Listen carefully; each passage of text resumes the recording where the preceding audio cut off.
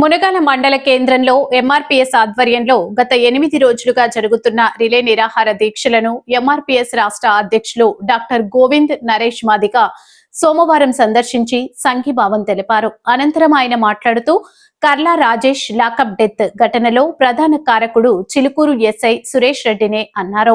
కోడారు రాజేష్ నుంచి ఫిర్యాదు స్వీకరించింది. ఈ కేసును దర్యాప్తు చేసింది. కర్ల రాజేష్ ను చట్టవిరుద్ధంగా కస్టడీలోకి తీసుకుంది.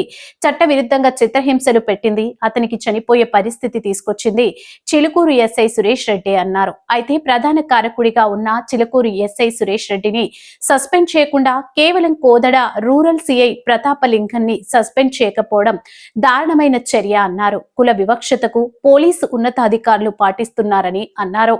చిలుకూరు ఎస్ఐ రెడ్డి సామాజిక వర్గానికి చెందినవారు కావడం వల్లే సస్పెండ్ చేయడం లేదు అని అన్నారు.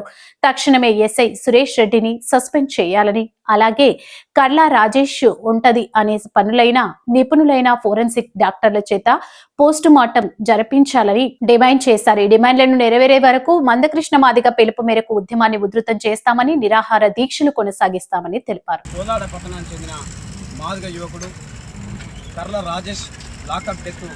సంఘటనకు సంబంధించినటువంటి ప్రధాన కారకులైనటువంటి చిలుకూరు ఎస్ఐ సురేష్ రెడ్డి గారిని తక్షణమే సస్పెండ్ చేయాలని డిమాండ్ చేస్తూ, అలాగే ఈ సంఘటనలో భాగస్వాములైనటువంటి ప్రతి పోలీసు మీద సస్పెండ్ చేసి వాళ్ళ మీద మర్డర్ కేసు నమోదు చేయాలని, అలాగే కర్ర రాజేష్ మృతదేహానికి రీపోస్ట్ మార్టం నిర్వహించాలని డిమాండ్ చేస్తూ గత 8 రోజులుగా మునగాల మండల కేంద్రంలో జరుగుతున్నటువంటి నిరాహార దీక్ష శిబిరాన్ని ఈరోజు ఎంఆర్పీఎస్ రాష్ట్ర కమిటీ ఆధ్వర్యంలో సందర్శించడం జరిగింది. ఈ పోరాటానికి ఎంఆర్పీఎస్ తరఫున, రాష్ట్ర కమిటీ తరఫున మా మద్దతును, సంఘీభావాన్ని స్పష్టంగా తెలియజేయడం జరిగింది. మరి కర్ల రాజేష్ మాదేవ్ గారు నవంబర్ 16న పోలీసులు చేసినటువంటి చిత్రహింసల వల్ల మరణించడం జరిగింది. ఆయన చనిపోయి ఇప్పటికి 40 రోజులు గడుస్తున్నప్పటికీ కూడా తెలంగాణ రాష్ట్ర ప్రభుత్వం ఆ కుటుంబానికి న్యాయం చేయడంలో, అలాగే జిల్లా పోలీస్ వ్యవస్థ ఆ కుటుంబాన్ని న్యాయం చేయడంలో సంపూర్ణంగా విఫలం చెందిన విషయం మేము స్పష్టంగా గమనిస్తున్నాం.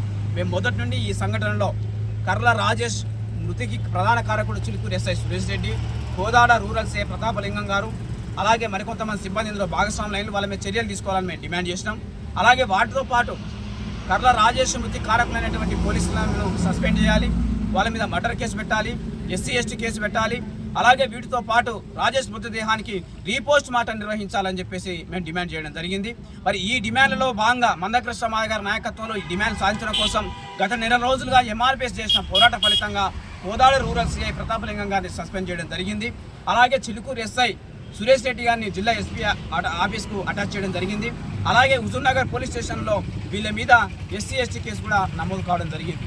జిల్లా హుజూర్నగర్ పోలీస్ స్టేషన్లో ఎస్సీ ఎస్టీ కేసు నమోదు కావడాన్ని మేము స్వాగతిస్తున్నాం. అలాగే కోదాడ రూరల్ సిఐ ప్రతాపలింగం గారిని సస్పెండ్ చేయడాన్ని మేము స్వాగతిస్తున్నాం. కానీ వీటికంటే ఈ కేసులో ప్రధాన కారకుడిగా ఉన్నటువంటి చిలుకూరు ఎస్ఐ సురేష్ రెడ్డి గారిని తక్షణమే సస్పెండ్ చేయాలని మేము డిమాండ్ చేస్తున్నాం.